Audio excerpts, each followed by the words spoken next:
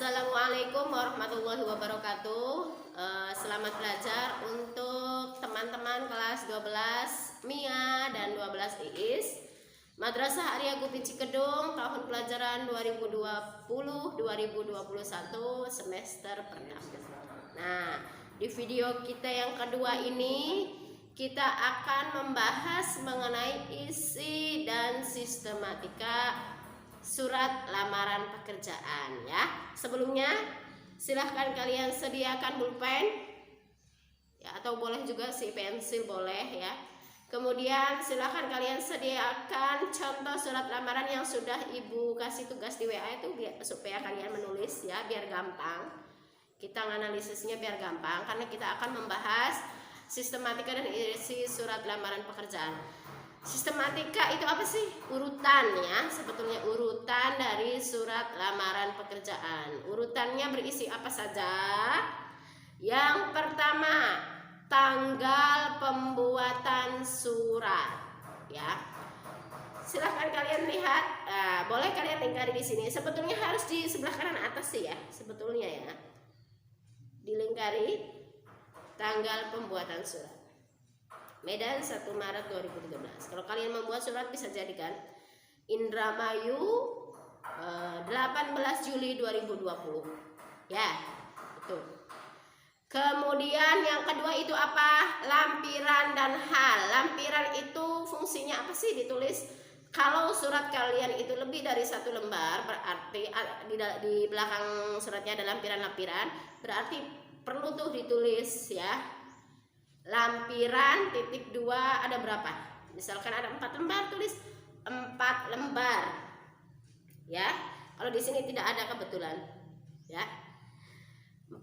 Penulisan 4 lembarnya itu harus menggunakan huruf ya. Jangan tidak disarankan menggunakan nomor 4, tidak. Tapi EMPAT 4 lembar. Kemudian hal. Hal itu apa sih? Hal itu perihal. Jadi surat itu untuk apa? Karena ini surat lamaran pekerjaan, berarti perihalnya adalah lamaran pekerjaan. Hal titik 2 lamaran pekerjaan. Nah, kalau ada lampiran ada halnya, berarti titik 2 antara lampiran dan hal itu harus sejajar ya, supaya rapi.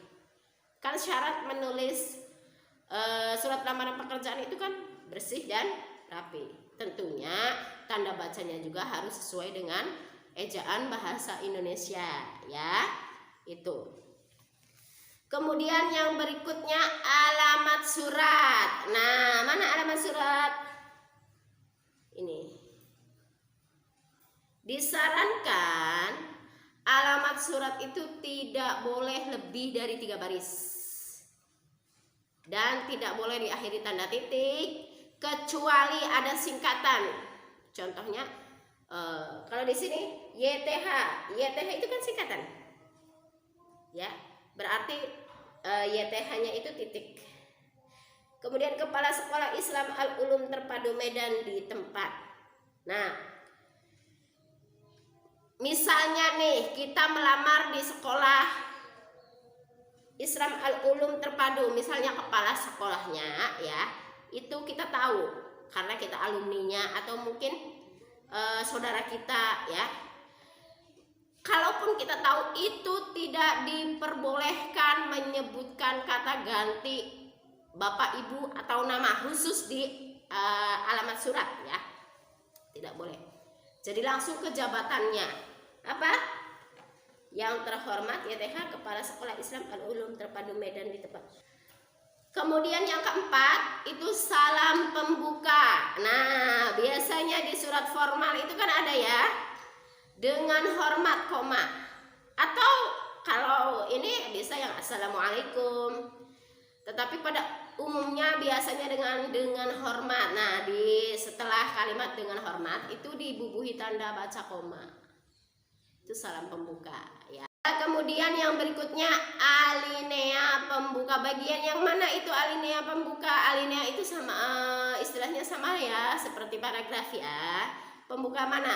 Kalau di sini contohnya di sini. Dengan ini saya saya membuat permohonan lamaran pekerjaan untuk menjadi guru honor di sekolah yang Bapak Ibu pimpin. Adapun data pribadi saya sebagai berikut. Nah, sekali lagi meskipun kita tahu ya nama kepala sekolahnya, karena ini sifatnya surat formal tidak boleh kita sebutkan nama. Ya. Kalau kita sebutkan nama nanti masuknya pribadi, informal. Gitu ya. Penulisannya pun harus sesuai dengan ejaan. Artinya kalau setelah titik berarti menggunakan huruf kapital, ya. Itu kita juga harus memperhatikan itu. Berikutnya sistematika yang keenam, urutan yang keenam itu isi surat. Nah ya, isi surat itu biasanya ada 3, terdiri dari 3, khusus di surat lamaran pekerjaan.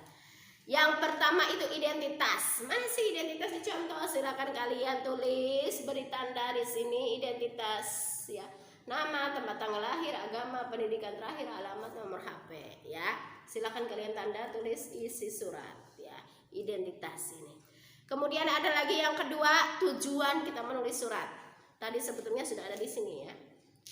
Sebagai guru di sekolah yang Bapak pimpin. Itu ya. Tujuan melamarnya itu sebagai apa itu. Kemudian yang terakhir itu berisi tentang argumentasi. Yang mana seperti yang sudah Ibu sampaikan di video sebelumnya, argumentasi itu bukti-bukti berupa data ya. Bukti-bukti berupa data bahwa kita itu memiliki kualifikasi yang mumpuni sehingga kita itu layak untuk dipertimbangkan, bahkan bisa jadi diterima di instansi yang kita tuju. Apa itu bukti-buktinya? Berupa fotokopi KTP 1 lembar, pas foto, akta 4, ijazah, transkrip nilai, daftar riwayat hidup dan lain sebagainya. Berikutnya karena ada pembuka dengan hormat selayaknya ya, harus ada penutup. Datang terlihat muka, pulang terlihat punggung, istilahnya seperti itu ya. Mana penutupnya? Bagian ini. Demikian surat lamaran ini saya buat sebenar-benarnya. Atas perhatian dan kebijaksanaan Bapak Ibu saya ucapkan banyak terima kasih. Ini termasuk penutup dalam sistematika surat. Kemudian setelah penutup ada salam penutup. Yang mana? Yang ini, hormat saya. Atau bisa jadi kalau di ini waalaikumsalam. Apa namanya? Wassalamualaikum ya. Itu penutup juga termasuk. Ini hormat saya, ini penutup. Kemudian salam penutup ya, salam penutup. Kemudian tanda tangan dan nama terang. Tanda tangan diikuti nama terang. Sekali lagi, hal yang perlu kalian ingat di bagian sistematika dan isi surat lamaran, khusus ya, bagian argumentasi, karena paling penting sekali ini argumentasi ya. Karena apa? Tadi Ibu bolak-balik jelaskan. Isinya bukti-bukti. Cara kita merayunya itu melalui bukti. Kalau kita mau melamar misalnya di sekolah Madrasah Aliyah Gupi Cikedung, mau melamar sebagai guru mata pelajaran bahasa Indonesia, tentunya kita harus membuktikan diri kita layak untuk diterima dengan cara data-data tadi. Contohnya ijazah terakhir, minimal itu kan harus sarjana S1 ya. S1-nya berarti bahasa Indonesia. Kemudian kalau ada misalnya sertifikat-sertifikat piagam penghargaan yang berkaitan dengan ilmu kebahasaan atau hal-hal yang terkait dengan yang mendukung pekerjaan kita, boleh kita lampirkan di situ. Nanti kita sampaikan di sini. Ya. Nah, itu pun ya, kita juga harus memperhatikan informasi dari pengumuman lowongan pekerjaan. Kalau kita memperoleh informasi pekerjaan itu dari pengumuman lowongan pekerjaan, ya. Kan di informasi lowongan pekerjaan itu dibutuhkan seperti yang sudah Ibu sampaikan, karyawan ya, wanita maksimal usia sekian, minimal usia. Nah di KTP-nya itu tahun lahirnya harus sesuai. Itu melebihi dari ukuran umur maksimal atau tidak. Ya, misalnya di sana dibutuhkan foto 2x3 6 lembar, harus ada di bagian argumentasi. Dibutuhkan fotokopi ijazah terakhir, harus ada di bagian argumentasi. Ya, dibutuhkan kemahiran menggunakan komputer Microsoft Excel. Berarti paling tidak kita harus memiliki sertifikat kursus Microsoft Excel. Itu sederhananya seperti itu ya. Itu saja untuk sistematika dan isi surat lamaran pekerjaan. Mudah-mudahan kita semua diberikan pemahaman oleh Gusti Allah. Itu saja dari saya. Terima kasih. Wallahu a'lam bishawab. Wassalamualaikum warahmatullahi wabarakatuh.